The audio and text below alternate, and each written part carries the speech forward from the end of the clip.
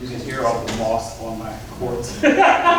Your moss does me in down here, but that's all right. It's really great to be here at the University Club and to be in this community to bring this program to you. My name is Tenor McKelton. I'm originally from Detroit, Michigan, but I reside in the New York area these days. I wanted to do a program that wasn't so much of a program, but a sharing. The whole program is Negro Spirituals, arranged Negro Spirituals. And you know, these were folk songs of my people through a very trying time in this country. And what happened during the early part of the 20th century, they began to start writing these things down. Harry Burley, Paul Johnson, the one that these are doing today, is originally arranged by him. Actually, this particular one is originally arranged by Paul Johnson, brought to the fore by him, but it's redone by my good friend Julius Williams, who is out of Berkeley College of Music, and I've done a lot of operas and things with him under his baton. But I wanted to actually kind of take these pieces and, if I could, start to bring them back to the folk format. Because these were like, you know, they became performative, but they didn't start out that way. These were functioning spirituals. This particular one was one that could have been used like after baptismal, could have been used after a, we call it in the Black Church, the opening of the doors, or the appeal for folks to come and become members or become the converted. And so when that happens, the leader says, "Have you got good religion?" And then the audience would say, "Certainly, Lord." And so what's happening was that the piano was responding and was saying, "Chum ta da." And so it was one of those things. And so I love this whole the whole spectrum of that. The stories would come together in different parts because we were learning, you know, what this new religion was in a certain kind of way, or the stories of this new religion. And so we incorporated those stories into these melodies that we brought over and that we acquired over time. It's believed that there's over 6,000 melodies, Negro spiritual melodies, and this is just one of those, and it actually morphs. The verses morph from community to community, just like it would happen in any kind of oral tradition. And so this is one of those ones that I really love doing. The next one is one by a young woman, named Lena McKelton, Dr. Lena McKelton, out of Chicago, Illinois area. She's phenomenal.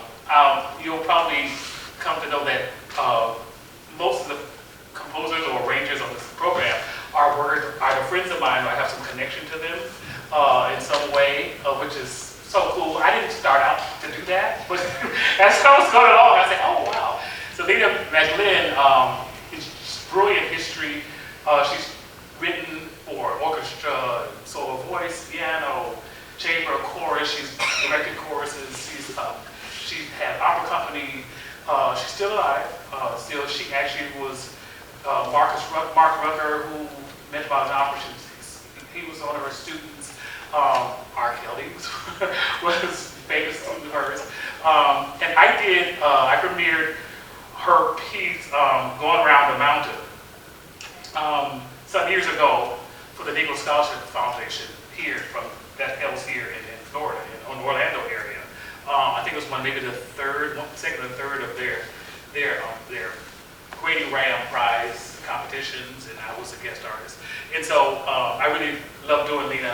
She has a broad history, or broad spectrum of music in her, including gospel, of course, the spirituals, choral, that's a choral music, hymnody, and orchestral music. So you'll hear some of that here in this piece, where she just kind of like goes away from it. And you'll also hear the coming together of all these stories that may not necessarily be so connected in a way, but they got to get it all in. So, so Lena McKelton. Oh, wait till I put on my crown.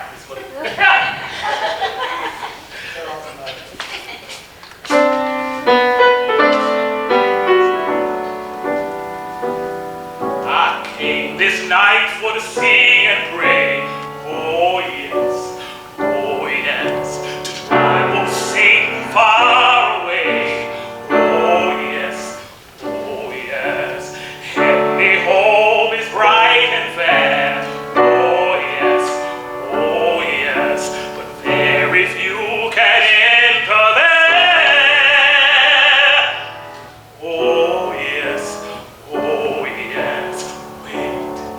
till I put on my crown. Wait till I put on my crown. Wait till I put on my crown. Oh yes.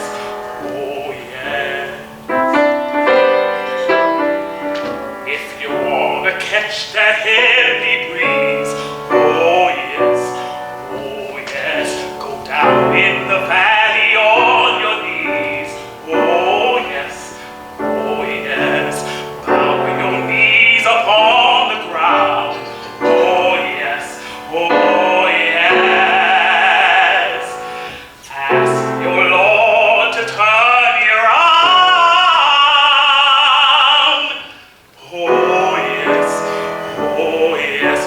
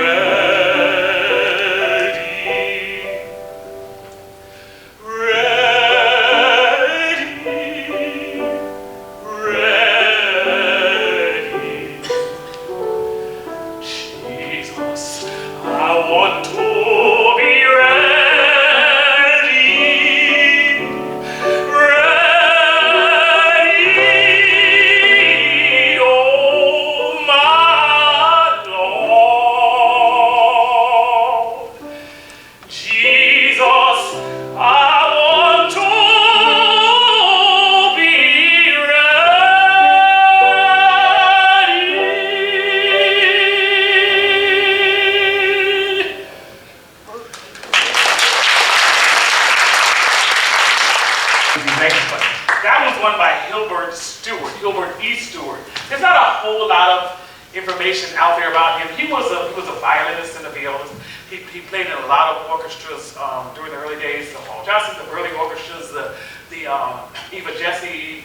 He did a whole bunch of stuff on Broadway, the Green Pastures, and all those wonderful shows of African American themes in the early days. He's around the 20s where he really gets his history. This particular piece has a copyright of like 1924. So he's around the Hall Johnson days, and he arranged a number of spirituals and other works, but there's not a whole lot about Hilbert E. Stewart. But he definitely was, one of those greats during that time. Along with, I think the next one is, well, that's a different thing. So, I mean, when you'll hear these names, I'm sure you'll know some of them. H.T. Burley, Harry Backer Burley. I don't have a Burley piece on here, but Harry Backer Burley is like the dean of this music in the sense that, it's a caveat for me, in the sense that he was one of the first to codify or write it down.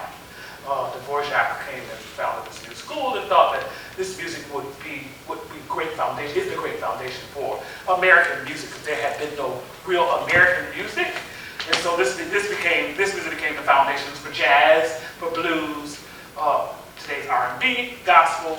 So he began to codify and write these pieces down and notate them in a sense. And so Hilbert comes from that school as well. Sometimes when we say that, we do credit Dvorak for having the inspiration to have these pieces, written down so that we can actually keep them in our history and make them a part of the lexicon. We also give credit outside of the fact that these pieces were useful. I just don't want you to think that they were not useful prior to having been written down. They were not less worthy before having been written down than they were after having been written down. They lived in the souls of black folks. And so it was very functional. It was a thing that got us through the years of trial. And so I just like to make sure that we keep perspective on that. These pieces are and were very important to the making of America, really. To tell you the truth. Some years ago, and I really want to do this, a National Heritage Tour. Some years ago, Congress, both houses, the Senate and the House, deemed the Negro Spiritual a national treasure. It's the only other music that actually has been gotten that distinction. And there's never been a tour or a national recognition of that beyond these proclamations. And I think that there's a need for that to happen. We need to actually show people that, all our music does come from this, and make the connection as we continue to preserve these Negro spirituals and celebrate what it is they did in our American life. This next piece was arranged by my teacher, Dr. U.Z. Brown, out of Morehouse College. He is now the chair of the department of music. He was my second teacher after Brazil Denard, who was also a wonderful choral composer and also arranged some spirituals for solo voice. He had the Brazil Denard Chorale. He was, for a long time, head of the National Endowment for the Arts Choral Division. I went to high school under him, and he sent me to Morehouse, where I met Dr. U.Z. Brown. Dr. U.Z. Brown came and auditioned me in Mr. Denard's living room at 12 o'clock midnight.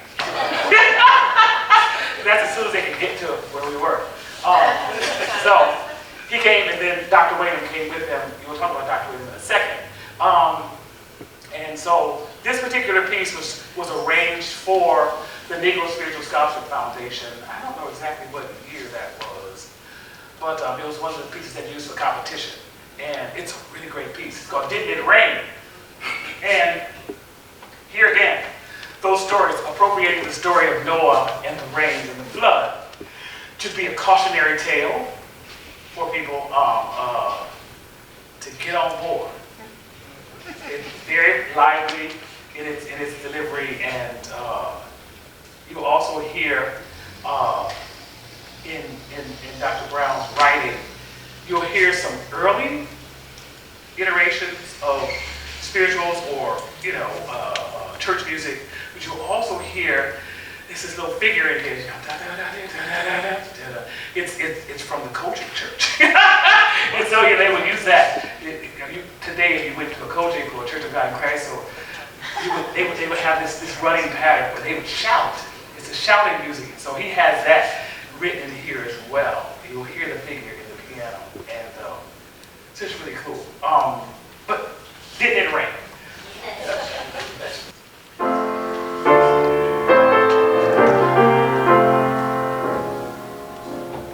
Didn't it rain, children? Didn't it rain? The whole lot more, didn't it?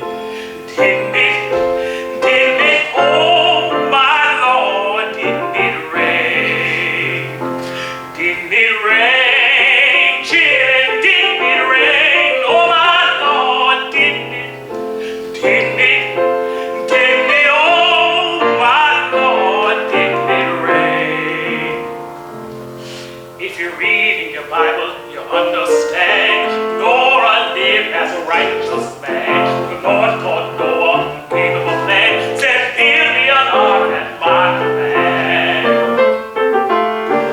Didn't it rain, children? Didn't it rain? Oh, my Lord, didn't it?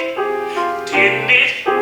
Didn't it? Oh, my Lord, didn't it rain?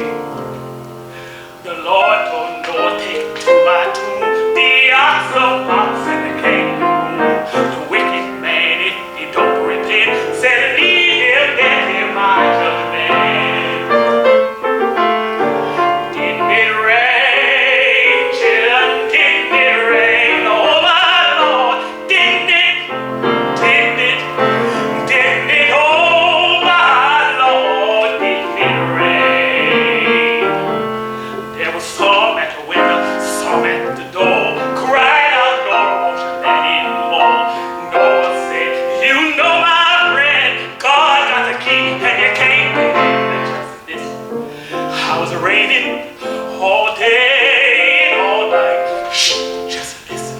I was raining all day and all night. Didn't it rain? Children, didn't it rain? Oh, my Lord, didn't it? Didn't it? Didn't it? Oh, my Lord, didn't it rain? Oh, didn't it rain? Rain, children, didn't it rain? Oh, my Lord, didn't it? Didn't it? Didn't it? Oh, my Lord, didn't it rain?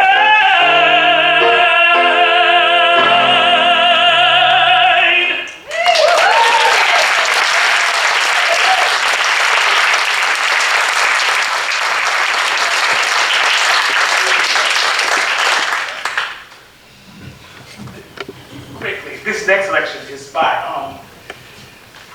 U.Z. Brown's teacher, who was also my teacher, Dr. Wendell Phillips Whalen, who was like one of the deans of African American music, chair of the Department of Music at Morehouse College until his death, right after I graduated. And just an incredible, he was an incredible human being. If you know of the jazz saxophonist Kurt Whalum, that's his nephew. Yeah, his brother Kevin and I went to school together. He's a jazz singer, and I told him we're doing this today. Dr. Whalum passed in June 9th, about 35 years ago. So we're about to celebrate, his life soon. But this particular piece is arranged for chorus, but I've made a little version of it. Because I love this piece. I do a number of his other ones, but this particular one is just poignant, and it's a sorrow song. Sweet Home. So it's really, it's not really for performance. It's really your song that you would sing sitting around on a porch in the afternoon, or just lying in your bed or something like that. So it's that kind of thing. So we'll see how it goes. But that's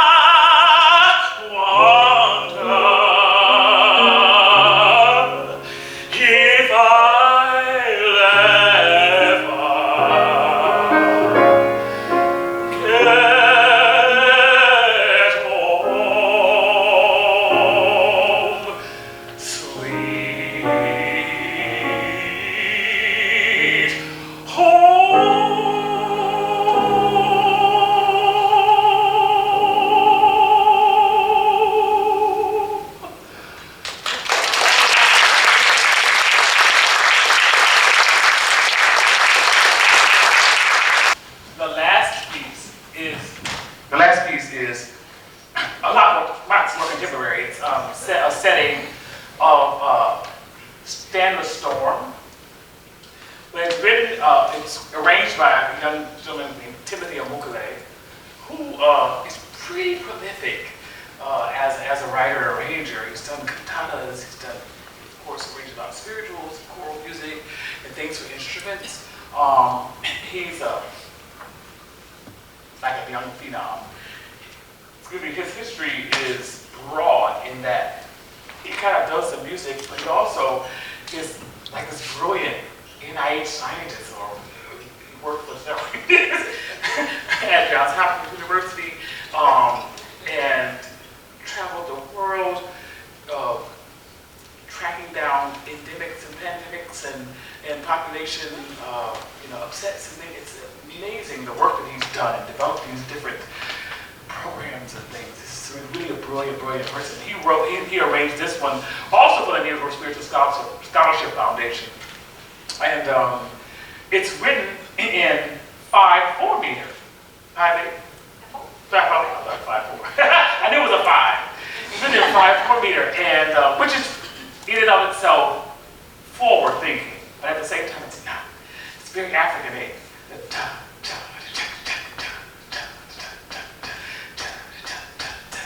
You'll hear that. There's the drums happening. That's what the drums are. So you'll hear this meter going on in here. It's really, really brilliant piece. I love doing it. So that piece that we'll do, and I gotta say it's been a wonderful afternoon. I hope you enjoyed it. Thank you for coming. Stand the storm, it won't be long. You will anchor by and by. Stand the storm, it won't be long. You will anchor by and by. Stand the storm, it won't be long. You will anchor by and by. Stand the storm, it won't be long. You will anchor by and by.